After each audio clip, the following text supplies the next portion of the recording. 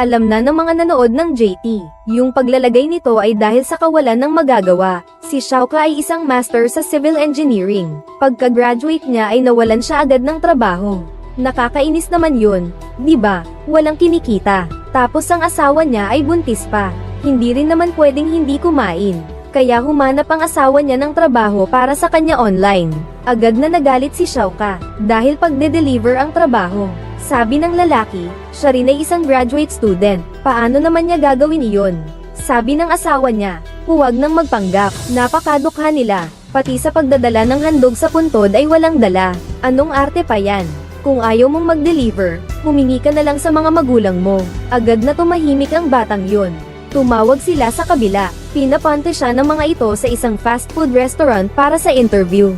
Pagdating niya roon, may nakita siyang isang itim na lalaki na may kausap sa telepono. Nakinig si Xiaoka. Pakiramdam niya ay hindi maganda ang pinag-uusapan ng lalaki. Pero dahil sa pera, hindi na siya umimik. Nang matapos ang tawag ng itim na lalaki, tinatanong ng binata kung saan niya ilalagay ang kanyang ipinadala. Sinabi ng lalaki kay Cardo na pumunta sa isang address para sunduin ang isang tao. Tapos susundan niya ito ng buong biyahe. Natigilan ang binata. Sabi niya, mali yata, paghahatid ng gamit ang nakasulat sa anunsyo. Sinabi ng lalaking itim na ang kanyang kasintahan ang gamit, kaya pala trabaho pala ang lalaki. Uupahan niya si Cardo bilang driver. Nagpumiglas ang binata ng matagal. Nang maisip niyang sobrang hirap na niya sa buhay, ayaw na niyang pumili pa. Pumayag na lang siyang sunduin ng tao. Pagdating doon ay may nakita siyang babaeng naghihintay sa kanya ng matagal.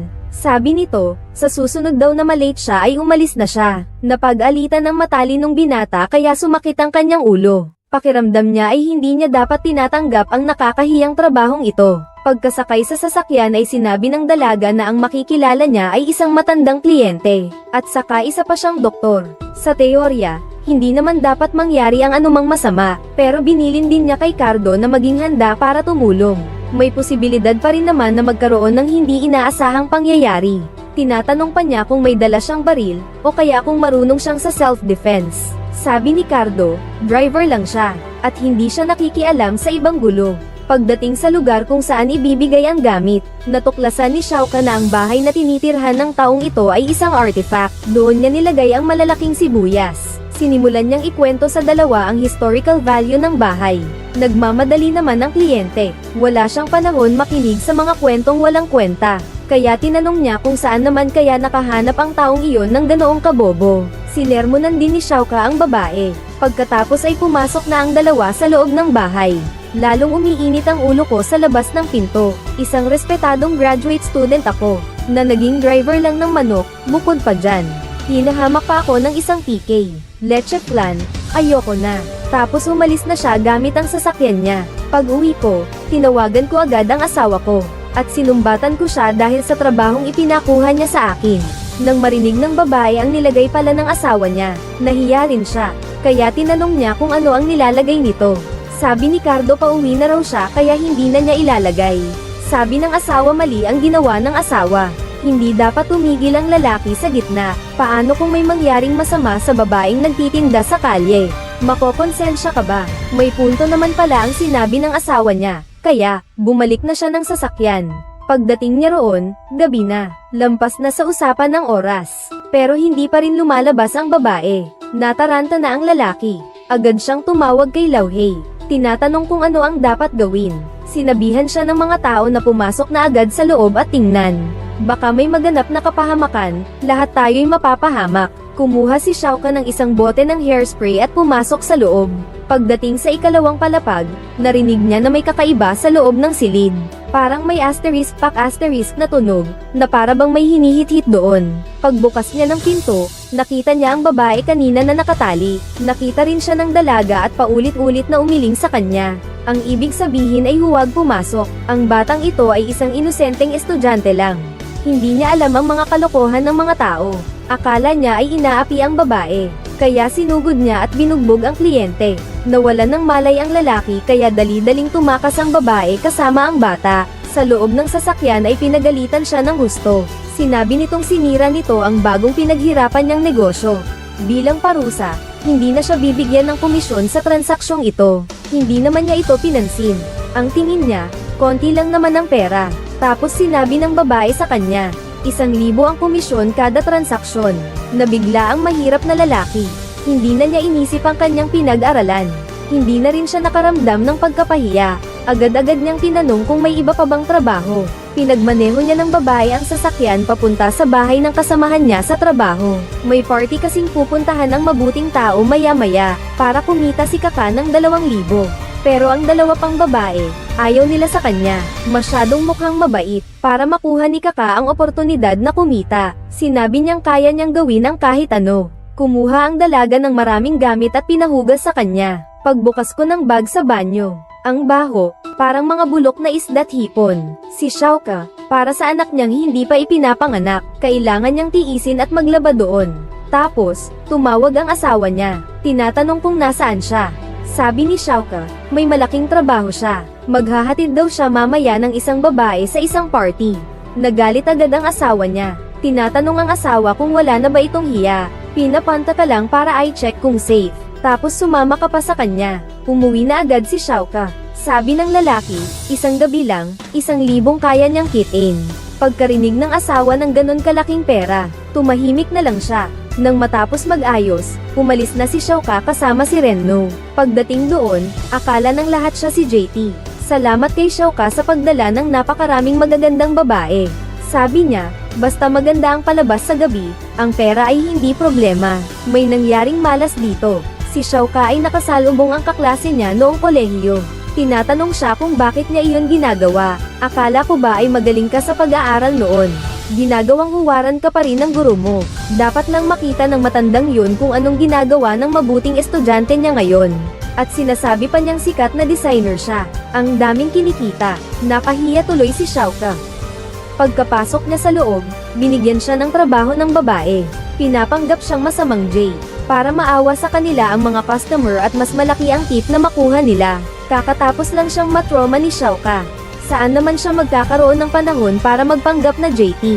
Diretso na lang daw siyang umuwi pagkatapos mag-CR. Sumunod agad yung babae kanina.